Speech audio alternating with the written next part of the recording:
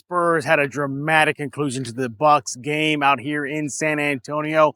We got the loss. We're going to be talking about that, some takeaways.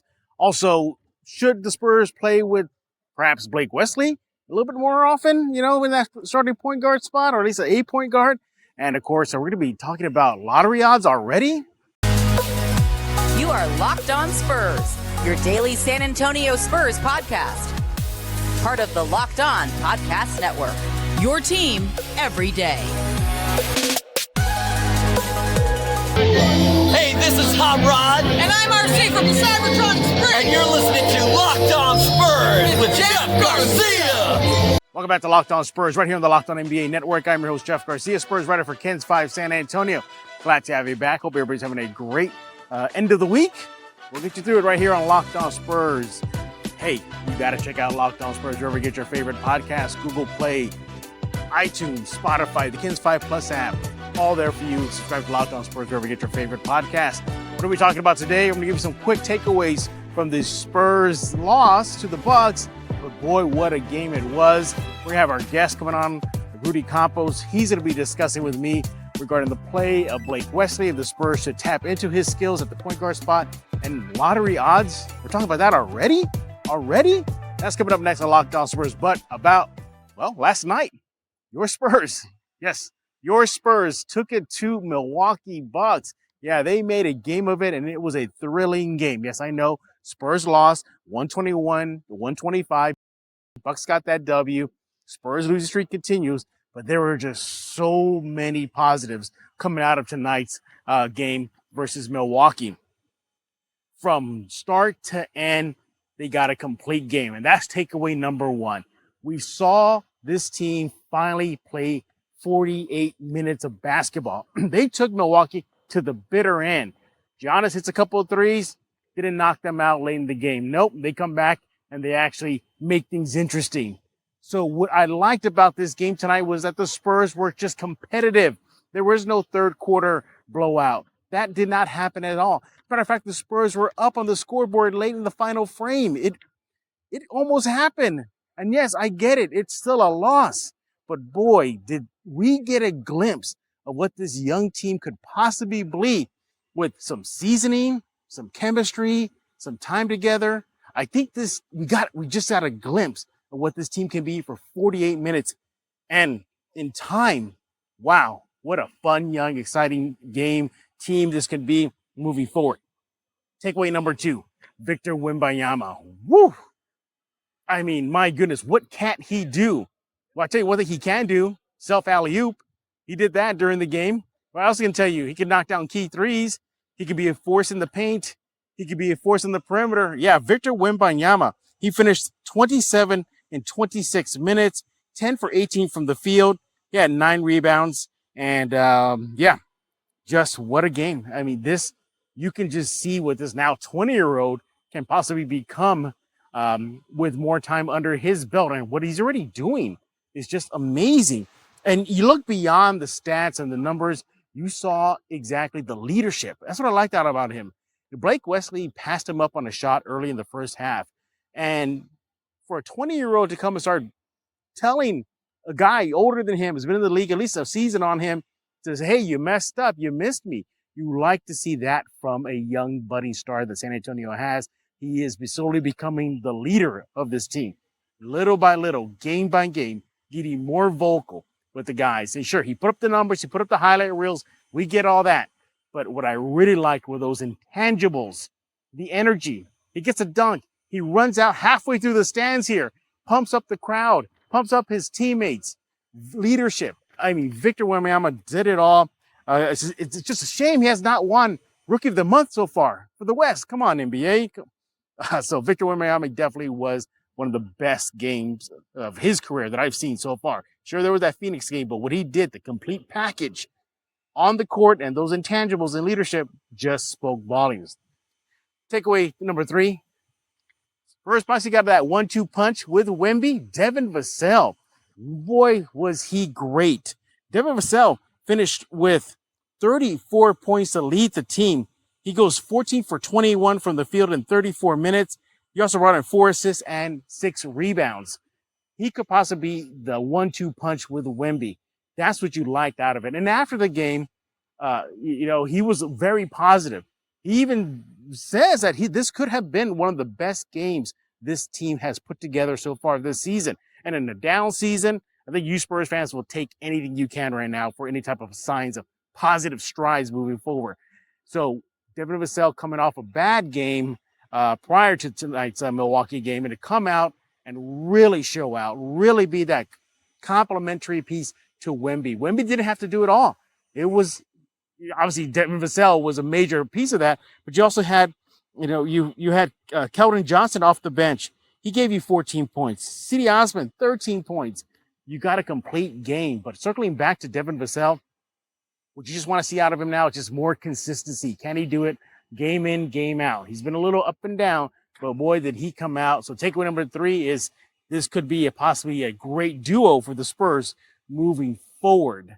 So, yeah, Spurs got the L, but there was definitely a lot of excitement. Let me tell you, this is one of the most exciting games that I've been to this young Spurs season. Home game, the crowd was electric, cheering, yelling, getting into the game. You loved it all.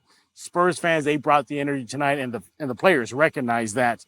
So the Spurs now, they drop to 5-29.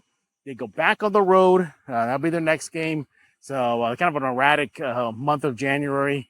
Yeah, if you wanted some signs of progression and progress, you certainly got that tonight despite a loss to the Bucks. But boy, was it an exciting game. And on national TV too.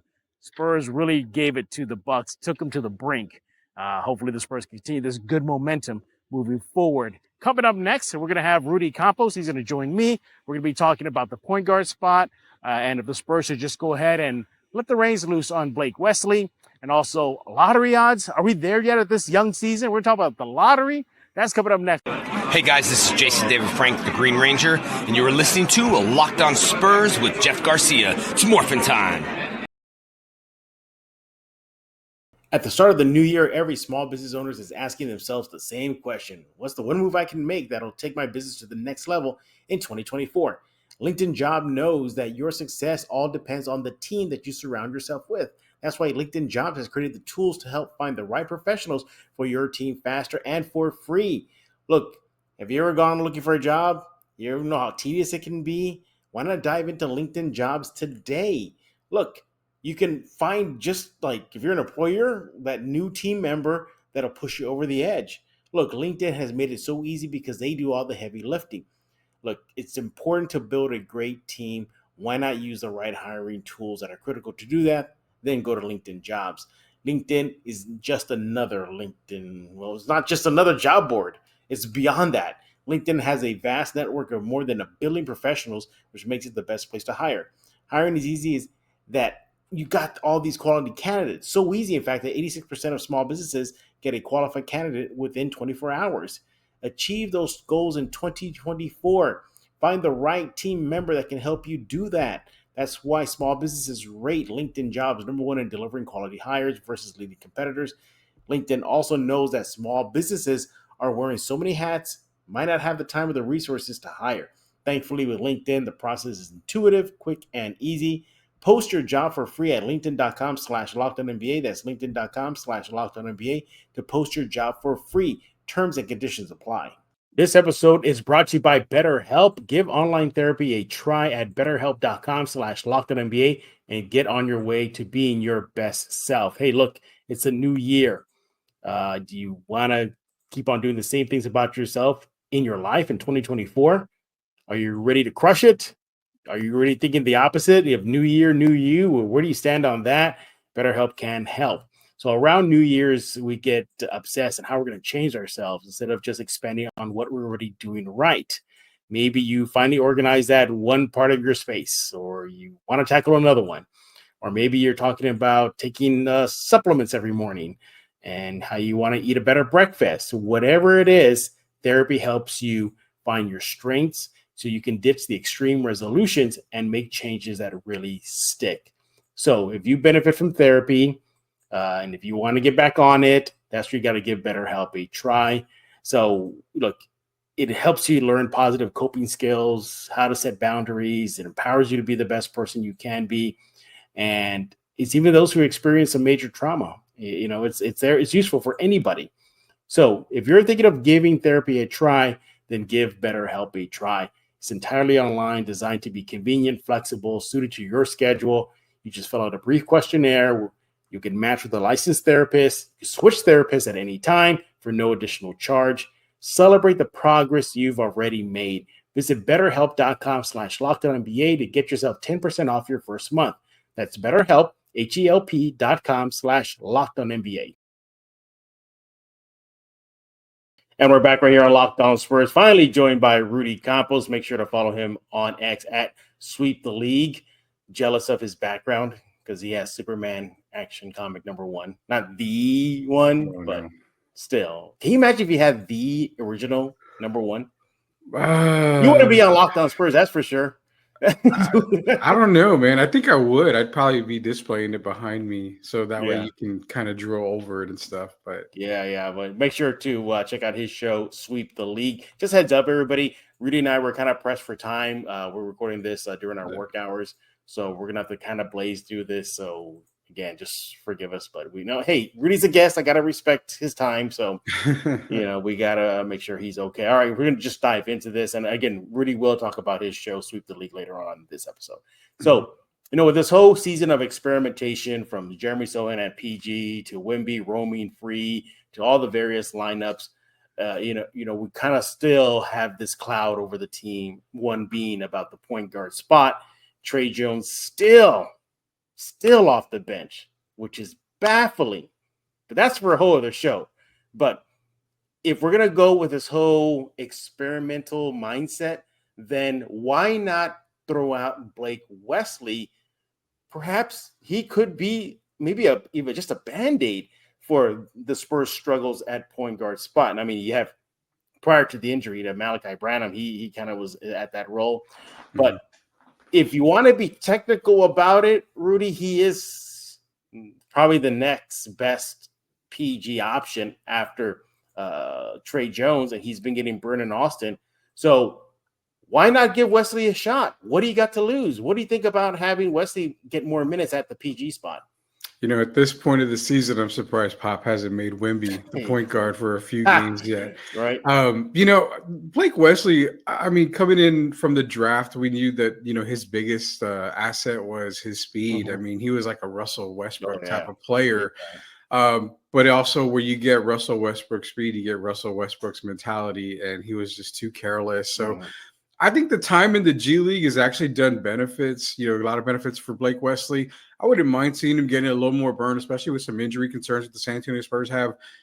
I think at point guard, to start him, I'm still in favor of trying to start Tre first and then bring Blake behind him. But again, in a season full of uncertainty, and I think it's going to be a season full of uncertainty the entire year, we just don't know. But Blake Wesley getting some run. I mean, last game he had, I believe against Memphis, was like 10 points. So, I mean, it shows something. But again, we have no idea what Pop and the coaching staff are actually believing when it comes to players right now. Maybe they just feel like Blake's just not ready.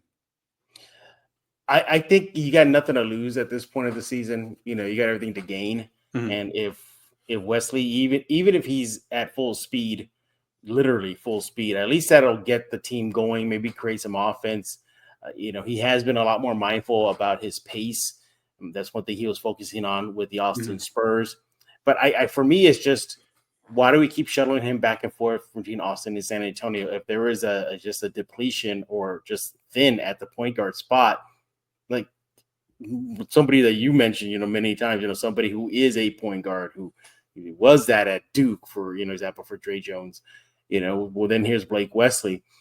Look, if this also is still a rebuild and development for the players, then again, more reason to push out Blake Wesley out there. Let him get his NBA experience. Not knocking Austin Spurs, but if he, whether it's in San Antonio or he goes elsewhere, it's going to benefit him. So for me, it's just he can pick up that pace, maybe get the Spurs offense going a little bit faster. You got somebody who has experience as a PG, maybe cut down some turnovers at that spot. Just for me, it just makes all the sense. But do you still believe that he is still raw? Oh, 100%. Yes. Okay. I mean, Okay. Blake Wesley. Okay, we're not going to knock on Blake Wesley at all. I mean, he's made it to the NBA because he does have elite talent.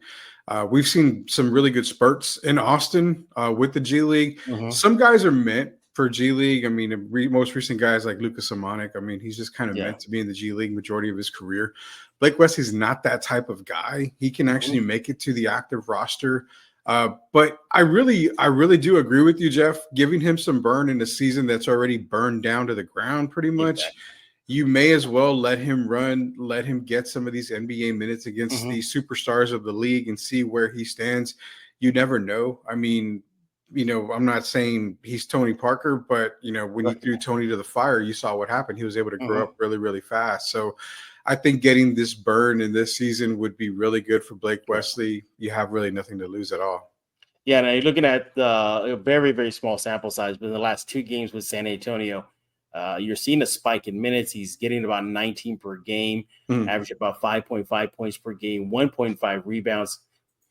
Brace yourself. This is what I really like. 3.5 assists per game, a steal. And you're looking at the assist-to-turnover ratio, 3.5 assists to 1 turnover, at least in the last 2 games. So, okay, fine. Small sample size. Shooting-wise, 45%. Now, if we go a step further, look at the last 5 games he's played for San Antonio. In essence, well, actually, let's look at the last 4. He's getting about 12 minutes per game in the last 4, 3.5 points per game, 2.8 assists, still pretty high, and turnovers less than 1, 0.5. So, to me, that just signals a kind of a steadier hand. Who knows? Maybe that whole shuttling between San Antonio and Austin will settle down as the season moves on and it becomes a wash. Well, it is a wash, but kind of branching off this point guard spot. So we're kind of making the case why Wesley should get some run. We're not saying he starts, but just get out there. Yeah. Why do you think Tre Jones is still on the bench when every freaking statistical number you can throw out there, him at the starting point guard is just night and day? Before you answer, to me, that's a sign they might be low-key tanking. I think so. It could be a sign. That's kind of, one of the great 7 wonders of the world right now. Yeah. I mean, you have a point guard who the team tends to play better when he's out there. Exactly. And it makes no sense to start him. I think I said it on Los one time before. It's probably that they're maybe showcasing a lot of these other guys because you may see potential trades at the trade deadline. Again, Tre may actually be in talks about a trade. Who knows? I mean, I really don't know. And it's something that I would love to hear from other people. And, honestly, Jeff, you've got insight as far as, sitting down with some of the guys, media and all that. But one question I would love to ask Pop over and over is why not Tre? I mean, the numbers kind of show why he's beneficial to start or get majority of the minutes. Why not him? So honestly, is it tanking? I don't know if it's tanking. I mean, to me, there's really nobody out there in this draft, at least coming up, that you want to tank for and get number 1 for. I really don't know, man. That's a tough question that I can't really answer. I'm pretty sure if Cooper Flagg was in this draft, you would be like, Spurs tank. Go ahead, do it. But 100%, man, 100%. Yeah, but to me, it's just mind-boggling because you talk about being inside with the locker room and the guys. I spoke to the guys about Tre Jones. Zach Collins was the last guy I spoke with about Tre, and he's like floor leader, general, gets us in the right spots. Just glowing about him. So it's just, to me, it's a head scratcher. When you up and down the list, every stat that you can imagine with Tre Jones involved in the first unit is just like night and day. I mean, it's just staggering. You're talking about the win share spike up, the production spikes up, assist to turnover ratio evens out. It's just whatever. That's why I think. Has that question ever been asked? About tanking. Go ahead. Has that question ever been asked as far as media goes? You know what? To my recollection, I think it may have came up earlier during the Sohan experiment, but it hasn't been brought up anytime soon. I think we're at the point now where people just accepted it. And all right, at this point, they're not budging. He's still going to come off the bench. But kudos to him. He's been taking it like a champ, not making waves, not, practices, not saying, oh, bleep this stuff, because I hate it, kind of like what Sohan did about the point guard spot. But so kudos to him. But as far as Blake Wesley is concerned, yeah, I think at this point of the season, I do agree with you. You got nothing to lose. The season's a wash. Might as well throw him out there.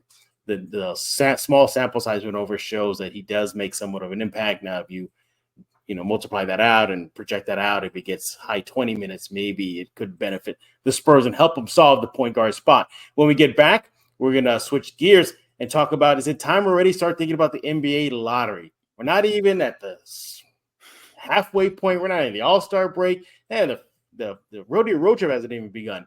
But are we ready there yet? We're going to talk about that with Rudy Campos coming up next on Locked On Spurs. Hey, this is Chris Sabat, and you're listening to Locked On Spurs with Jeff Garcia. Trying to eat a little healthier in 2024? Hungry Root is here to rescue you from short-lived resolutions by making meal planning easy and nutritious. Build healthy habits that won't disappear by February with Hungry Root. Whether you're braving the cold or dealing with crowds, grocery shopping this time of year is the worst. Why not stay at home and let Hungry Root handle it? With Hungry Root, you can kickstart a week of healthy eating. Get groceries delivered right to your door. Hungry Root makes it easier for everyone to eat healthy. Look, they support all of the major diets and lifestyles, including gluten-free, vegan, vegetarian, dairy-free, low carbs, and others. If this applies to you or someone you know, please share how this can help that particular lifestyle. Hungry Root provides value in so many ways, saving money. Many customers save money on groceries versus the store, as well as eating out and avoiding expensive takeout in restaurants, reducing food waste. Hungry Root can help save up to 30% on food waste each week. Saving time. Customers save 5 hours per week using Hungry Root without the stress of grocery and meal planning. You get a special discount code, 40% off, and it's free veggies for life. Look, Hungry Root is the easiest way to get fresh, high-quality food delivered to your door. They got healthy groceries, simple recipes, all in one place. Look, take a fun short quiz, and Hungry Root will get to know you, your goals, how you like to eat. They'll ask what flavors you like, which kitchen appliances you use, and more. And then they'll keep your needs and preferences top of mind and start building a chart with delicious recipes and all your grocery needs taken care of for the week.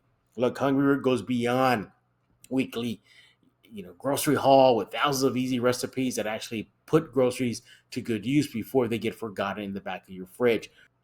Right now, Hungry Root is offering Locked On NBA Spurs listeners 40% off their first delivery and free veggies for life. Just go to hungryroot.com/lockedon to get 40% off your first delivery and get your free veggies. That's hungryroot.com/lockedon.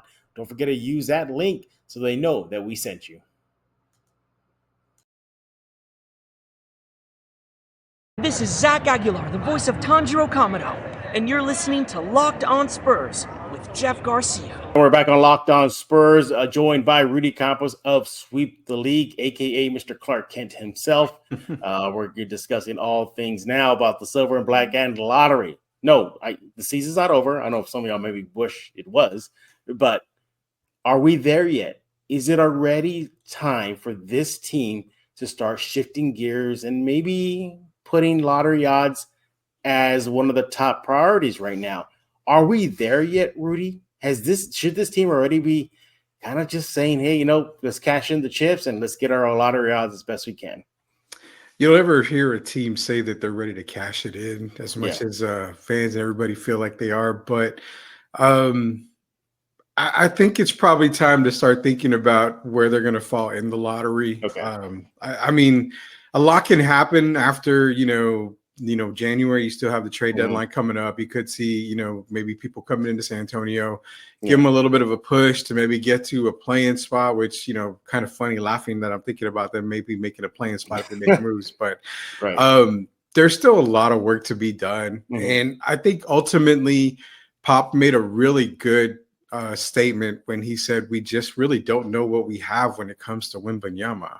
I mean, nobody really does. So when he made that statement, it kind of told me, okay, this is probably going to be a wash of a season because, I've always felt when they drafted Victor, you have to put pieces around him. Well, you don't know what to put around him until you actually see him playing and, how he fits your system. Now that we've got a pretty good sample size of how he fits into the system, now it's time to build around him. So I would say that, yeah, it's probably time to start thinking about this lottery. I was hoping this would be the 2025 lottery because there's just so much talent out there. But, we'll see what happens if they get another number one pick.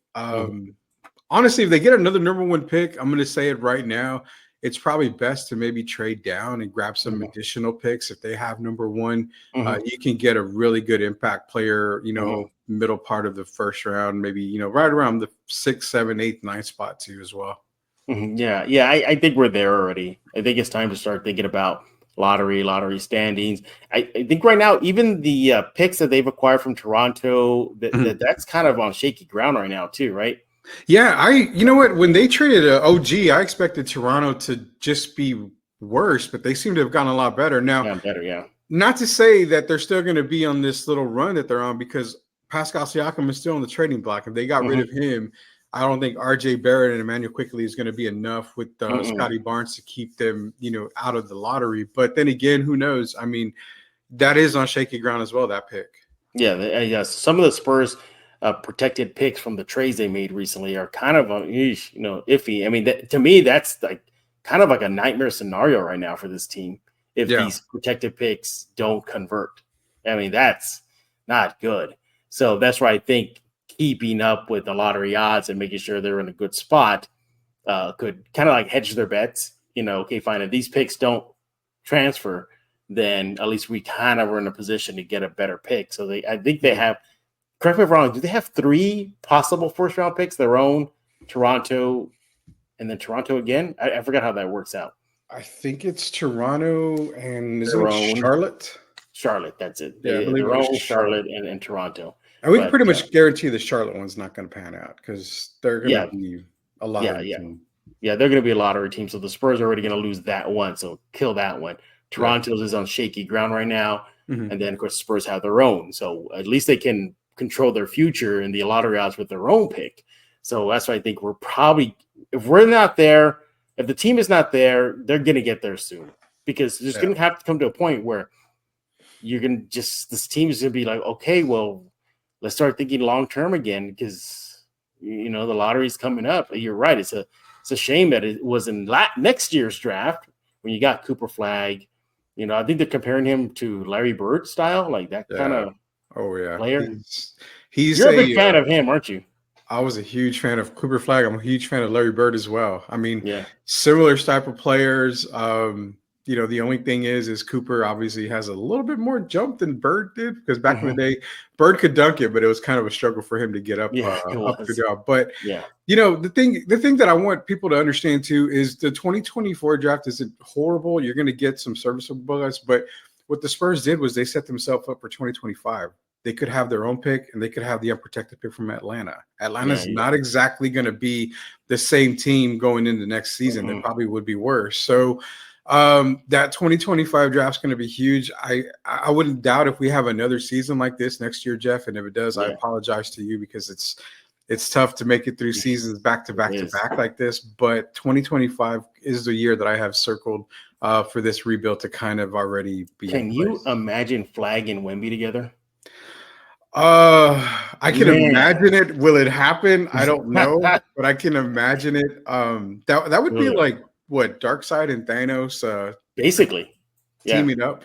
Basically, it's like the massive team up in a comic book series. I mean, it really is. But we can only dream. We'll see what the Spurs are up to as far as this season. Still got to get through this bad season. Hey, we're done talking. We want to hear from you. What do you think about just throwing Blake Wesley out there? What do you got to lose? Pro, cons?